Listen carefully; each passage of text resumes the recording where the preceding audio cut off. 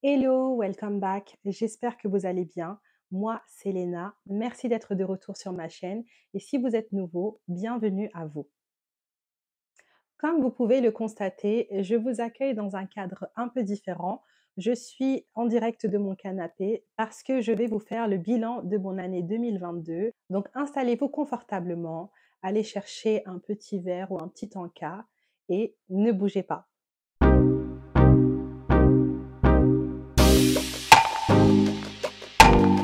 2020 et 2021 ont été des années assez particulières pour le monde entier avec la crise sanitaire. On s'est tous retrouvés dans la même situation, bloqués et avec la même priorité qui était de préserver à tout prix notre santé. Et c'était clairement du jamais vu. Quel que soit ton milieu social, ton milieu culturel, ton niveau de vie et même le pays dans lequel tu vivais, on partageait tous les mêmes préoccupations et les mêmes incertitudes. Et paradoxalement, dans mon cas personnel, ça a été des années pendant lesquelles j'ai pu démarrer des choses, entamer des actions et semer des graines que j'ai pu voir germer en 2022. Alors commençons ce bilan de l'année 2022. Je vais vous parler des événements clés qui se sont passés en 2022, puis on va passer aux erreurs et aux leçons apprises en 2022 et on va finir par prendre du recul et un peu parler de la société cette année. Alors rentrons dans le vif du sujet.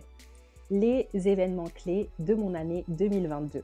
Bizarrement, ces événements correspondent tous à des nouvelles expériences en fait que j'avais jamais vécues auparavant.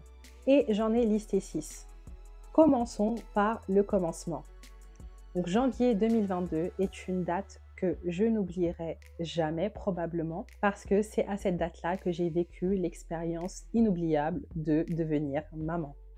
La deuxième expérience, c'est le fait de m'être lancée en location courte durée. Il y a à peu près 1 an et demi, je me suis lancée dans l'aventure de l'investissement immobilier et j'avais pour projet à terme, dans un futur plus ou moins lointain, quand j'aurais vraiment bien pris confiance, de faire de la gestion en location courte durée. Eh bien, comme les choses ne se passent jamais comme prévu et ma vie correspond totalement à l'image de la personne qu'on pousse dans la piscine au moment où elle tremble juste le doigt pour prendre la température, ce qui devait arriver arriva et je me suis trouvée face à cette option et j'ai décidé de la saisir. Et ça a été une expérience très enrichissante dont je suis très satisfaite. J'en dirai pas plus et je vous en parlerai plus en détail dans une vidéo dédiée sur le sujet. La troisième expérience, c'est travailler en étant maman. Travailler est une seconde nature pour moi parce que j'ai commencé à travailler assez tôt. À 17 ans, j'ai signé mon premier contrat de travail et donc c'est quelque chose que je maîtrise. Mais c'est vrai que une fois maman, ça a été un peu plus compliqué et j'ai eu un court moment de remise en question où je me suis demandé est-ce que je serais capable de laisser ce petit être qui dépend de moi pour reprendre le travail. Le premier jour a été difficile, mais heureusement que pour moi, ça a été comme le vélo. J'ai repris rapidement mes automatismes et c'est vrai qu'à chaque nouvelle étape, chaque nouvelle expérience qui sort de l'ordinaire, en fait, je ressens une certaine fébrilité. Mais dès que j'ai franchi cette étape, ça me conforte dans mes capacités de faire les choses et aussi ça me conforte dans le fait que je reste en phase avec la femme que j'ai toujours voulu être, la femme qui va vers ses objectifs. Et pour être honnête, cette reprise n'a pas été vraiment difficile parce que j'ai pu faire les choses en ligne avec mon mode de vie et mes particularités, notamment avec le télétravail. Du coup, ça m'amène au quatrième événement, c'est la signature de mon premier contrat en freelance avec une grande entreprise. J'ai lancé l'ENAB Consulting en 2021, juste après avoir quitté mon CDI et j'avais prévu en fait d'y aller directement, de battre le fer tant qu'il était chaud et d'enchaîner, d'obtenir des contrats avec des entreprises. Mais mon contexte perso ne me permettait pas à ce moment de m'engager sur du long terme avec une entreprise et je voulais vraiment commencer sur de bonnes bases. Et donc j'ai décidé de reporter ça à plus tard, de m'investir, de finaliser des projets que j'avais démarrés et de continuer à accompagner des particuliers à travers le coaching. Et le bon moment s'est présenté en avril 2022 où les opportunités sont arrivées, j'ai pu les saisir et donc j'ai été en mesure de signer un contrat avec une entreprise leader dans le secteur de l'ingénierie et de l'énergie et j'ai pu mettre l'ENAB Consulting au service de cette entreprise. Vous avez pu un peu suivre mes aventures pour ceux qui me suivent sur Instagram. Et comme j'en parlais dans ma vidéo précédente sur les raisons qui m'ont poussé à quitter le salariat, en fait, j'ai apprécié cette expérience parce que j'ai pu avancer mes conditions, elles ont été respectées et ça a été un partenariat gagnant-gagnant. Mon cinquième et avant-dernier point, c'est les premières vacances que j'ai pu faire au Sénégal depuis un petit moment, reposantes. Pour commencer, je suis donc française d'origine sénégalaise et j'ai l'habitude d'aller régulièrement au Sénégal. Mais ces dernières années, étant donné que j'étais investie dans des projets sur place, c'est vrai que mes séjours, c'était un peu la folie. Je travaillais énormément, j'étais vraiment absorbée par ces projets-là. Et je vous ai un peu montré quelques vidéos sur ma page Instagram. C'est pour ça que je vous invite à me suivre sur Instagram parce que vous aurez une vue sur tout ce que je fais. Vous suivrez vraiment toutes les actualités. Et donc, cette année, j'ai eu le plaisir de pouvoir y aller, mais me poser, souffler un peu parce que j'ai pu finaliser ces projets et c'était cool de voir en fait l'aboutissement de tous les efforts que j'avais fait ces dernières années. Le sixième et dernier point, c'est que c'était la première fois que j'ai pu générer du chiffre d'affaires en dehors de la France. Ça peut paraître rien pour certains, beaucoup pour d'autres, mais pour moi, ça a eu un réel impact. C'est vrai que dans le monde du travail en France, on peut avoir l'impression d'être cloisonné et le fait d'avoir pu un peu cocher ça, me dire que c'est quelque chose que j'ai fait parce que ça faisait partie de la liste de mes ambitions, des choses que je voulais réaliser, pouvoir être à l'extérieur du pays et pouvoir continuer à générer du chiffre d'affaires. C'est quelque chose qui a eu un effet hyper positif sur moi. Ça m'a permis de faire tomber voilà, des pensées, des barrières mentales que j'avais et de me dire que c'est possible. Et à la fois, ça m'a permis d'étendre mes standards et les choses auxquelles maintenant je peux aspirer. Donc voilà pour les événements clés de mon année 2022, les nouvelles expériences que j'ai eues et franchement, j'en suis pas peu fière, je suis satisfaite et contente des choses que j'ai pu vivre cette année. Donc passons maintenant aux choses un peu moins agréables mais qui sont tout aussi importantes, qui sont les erreurs et les leçons en 2022. Et j'en ai listé 5. Donc je vais commencer par une leçon qui a été déclenchée par le fait que j'ai eu 30 ans en 2022. Et oui, il s'est passé beaucoup de choses cette année. Et 30 ans, franchement, c'est un âge important. C'est un âge auquel on se pose et on fait le bilan. En tout cas, ça a été mon cas et beaucoup de personnes à qui j'ai parlé qui ont passé ce cap m'ont dit pareil. Peut-être que c'est dû au fait que généralement, on a des attentes par rapport à cet âge, mais on regarde le chemin parcouru. Et certains le vivent bien, certains le vivent pas trop bien. Moi, dans mon cas, je l'ai assez bien vécu. Je me suis juste posée et je me suis dit, waouh, j'ai quand même 30 ans. Et ça a eu un effet assez radical sur moi. C'est un sentiment qui m'est venu. Et j'ai vraiment eu envie de pouvoir être là pour moi. Comme les anglophones disent, not letting myself down. Et en fait, à chaque décennie de la vie, je pense qu'on passe une phase. De 0 à 10 ans, on se construit littéralement. En tant qu'humain, on apprend à marcher, on apprend à parler, on apprend les bonnes manières. Bon, certains l'assimilent mieux que d'autres, vous serez d'accord avec moi. Et on passe du cocon familial à commencer à côtoyer l'autre à travers l'école, etc.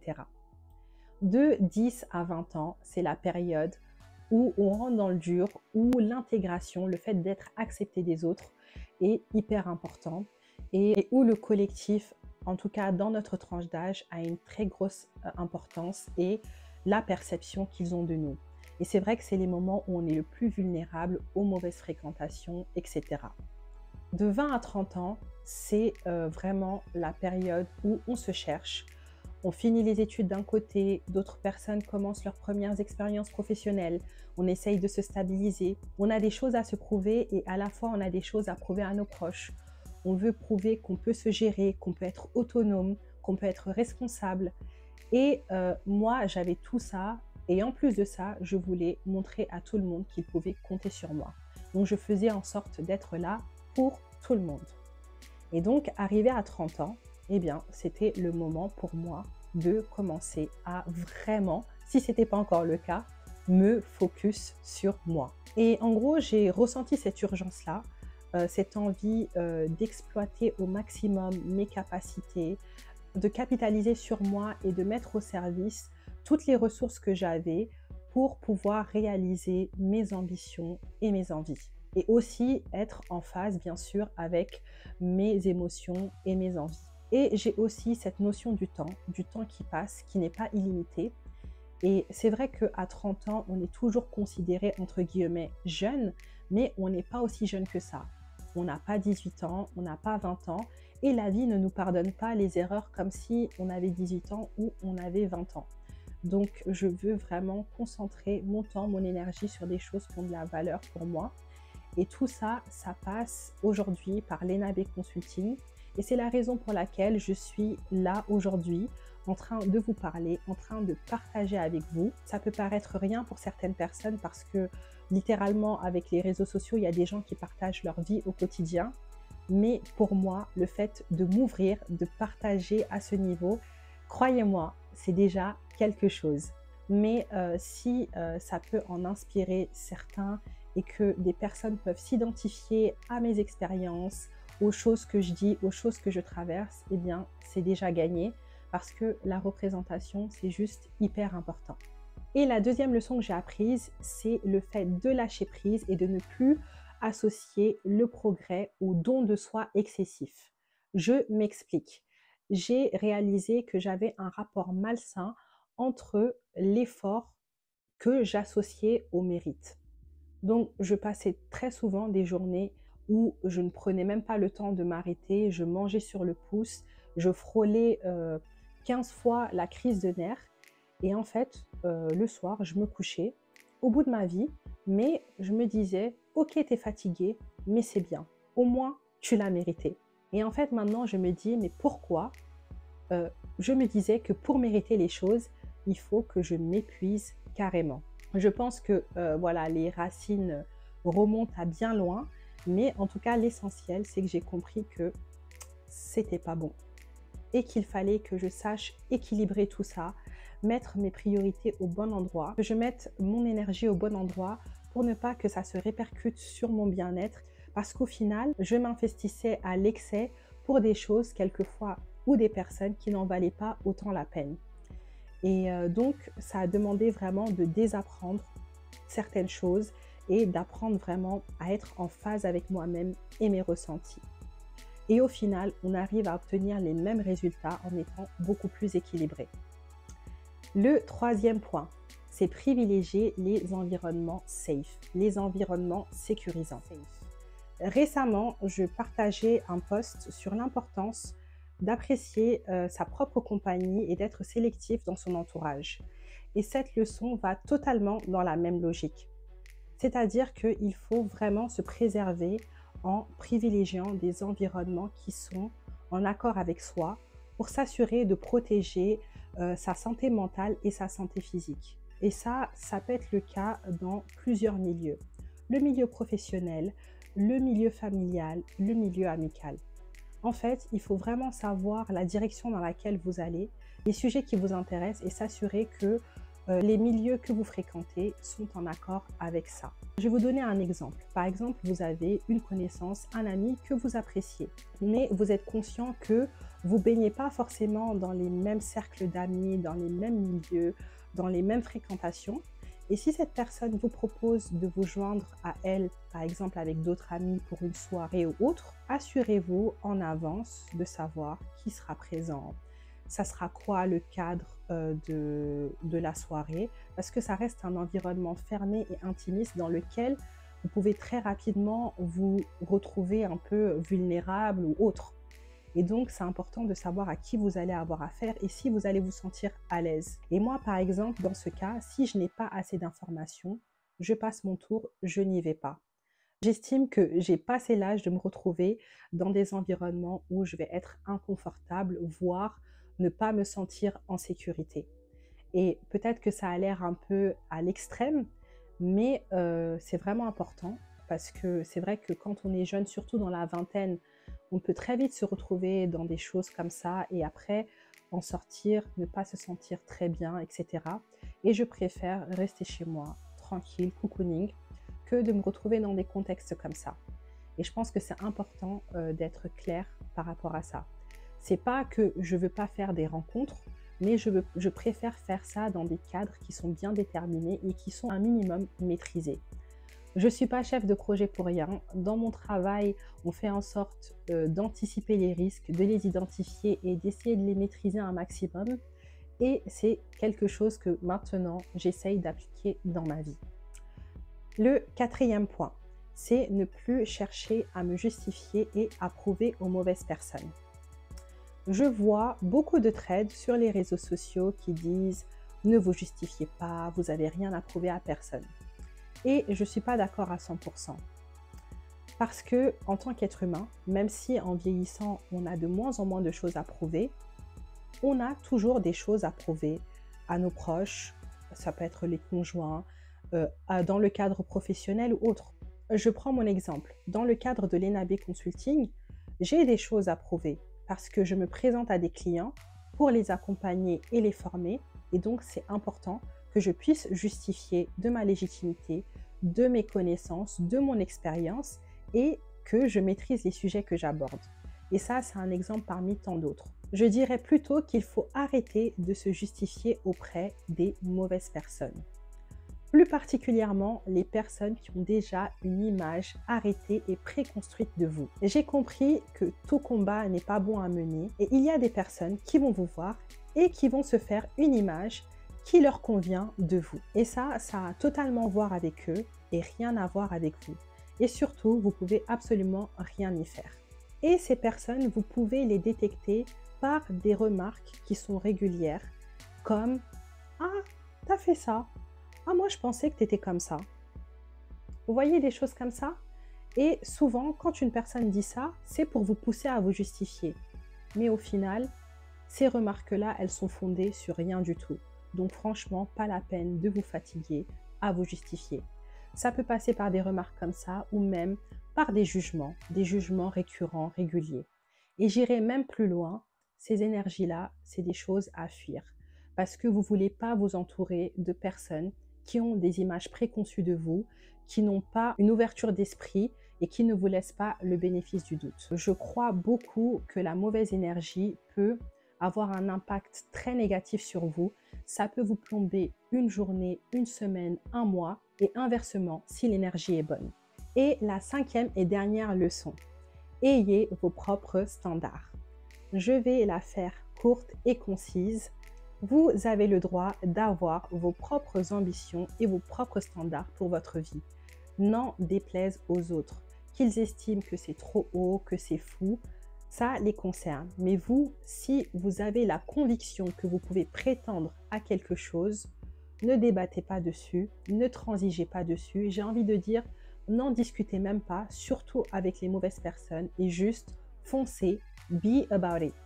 Donc voilà pour les erreurs et les leçons que j'ai eues en 2022.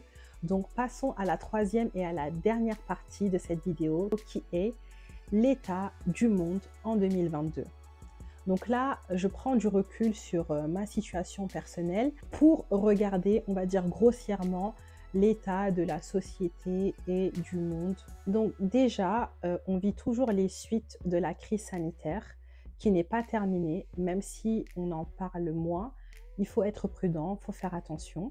À côté de ça, 2022 a été rythmé par des nouvelles pas très réjouissantes sur le plan économique, avec l'inflation, l'augmentation des prix des denrées qu'on a tous constaté et qui nous a mis un sacré coup à notre pouvoir d'achat, et les écarts entre les plus modestes et les plus aisés qui se creuse encore et toujours. Et par exemple, dans le secteur immobilier que je suis un peu, on voit les taux d'intérêt des crédits carrément exploser. Pour citer juste quelques exemples de la situation économique actuelle. En parallèle, nous avons assisté à une multitude de faits divers, que ce soit en France, et déjà je pense que juste la France, on a une dose, mais même quand je regarde dans des zones géographiques qui m'intéressent comme l'Afrique de l'Ouest et les États-Unis, on assiste à des faits divers qui ont fait froid dans le dos et empêché de dormir beaucoup d'entre nous, moi inclus. Pour autant, est-ce qu'il faut arrêter d'avoir des projets qui nous motivent? Est-ce qu'il faut arrêter d'avoir des raisons qui nous poussent à nous lever tous les jours? Je dirais non. Je pense qu'il faut trouver un équilibre entre ce qui se passe globalement dans la société et s'assurer de les prendre en compte, par exemple être plus prudent, faire attention à nos modes de consommation, mais aussi faire une distinction entre ce qui se passe au niveau de la société et ce qui se passe à notre échelle personnelle, pour ne pas nous laisser nous submerger. Et ça passe par vraiment se poser, faire une introspection et se poser les questions suivantes. Est-ce que j'ai la santé? Est-ce que j'ai une famille, j'ai un entourage qui me soutient et qui m'aime et qui va bien? Est-ce que j'ai un toit sur la tête? Est-ce que j'ai de quoi subvenir à mes besoins? Est-ce que j'ai des opportunités concrètement? Et c'est le fait de se poser ces questions et les réponses à ces questions qui va nous permettre de ne pas sombrer dans l'angoisse ambiante qui règne dans la société et de pouvoir capter les opportunités qui se présentent à nous. Parce qu'il faut savoir que quand tout s'écroule autour de nous, certaines personnes démarrent des choses et s'enrichissent. Par exemple, combien d'entreprises ont été créées il y a 2 ans en plein dans la crise sanitaire quand tout était paralysé et aujourd'hui génèrent des millions et des millions de chiffres d'affaires. Malheureusement et heureusement, je dirais, c'est comment la société fonctionne. Tout le monde ne descend pas en même temps. Quand certains descendent, d'autres montent. Et c'est important donc d'avoir du recul sur des situations pour pouvoir vraiment sonder et avoir une idée claire de sa propre situation. Et il ne faudrait pas passer à côté d'opportunités et je pense que c'est le cas de beaucoup de personnes juste parce qu'on est paralysé par la situation globale de la société. Comme je l'ai dit en début de vidéo, dans mon cas, pendant la crise sanitaire en 2020 et 2021, ça a été une période pour moi où j'ai pu lancer pas mal d'actions, voyager, démarrer des projets, faire des rencontres enrichissantes et intéressantes qui aujourd'hui portent leurs fruits. Si j'étais restée bloquée par rapport au fait que la situation était bloquée à cause de la crise sanitaire, je n'aurais même pas cherché à me renseigner sur les possibilités que j'avais. Et ce qu'il faut savoir, c'est que l'humanité, dans son histoire, a connu des famines, des grosses épidémies, des crises économiques encore plus importantes que celles qu'on traverse actuellement. Et c'est toujours à ces moments que l'humanité a appris à pivoter, qu'elle s'est poussée dans ses limites, qu'elle a innové et qu'elle a réussi à trouver les ressources pour dépasser tout ça. Donc c'est important de garder ça en tête et une mentalité positive et optimiste. Et pour les personnes qui sont dans le dur, qui sont réellement impactées et bloquées, que ça soit au niveau financier, émotionnel, familial, je leur envoie toute ma force et je les encourage à tenir bon, à persévérer et à se dire que la roue tourne et que très prochainement, les choses vont évoluer en leur faveur. En tout cas, je l'espère pour eux. Je vais finir ma vidéo sur ces paroles et j'en profite pour vous souhaiter de très belles fêtes de fin d'année avec les personnes qui comptent. Profitez-en pour vous ressourcer et vous concentrer sur vous. Et je vous présente tous mes vœux de santé, de bonheur et de réussite pour la nouvelle année. J'espère que vous serez toujours présents et encore plus nombreux ici sur YouTube. N'hésitez pas, si vous appréciez ce type de contenu, à vous abonner, à activer la cloche des notifications, à liker et interagir avec moi. N'hésitez pas, j'apprécie de voir vos commentaires. Suivez-moi également sur Instagram pour continuer à partager sur des solutions et des clés concrètes pour être plus épanoui en business, en affaires et en entreprise. Je vous dis à très bientôt. Cheers!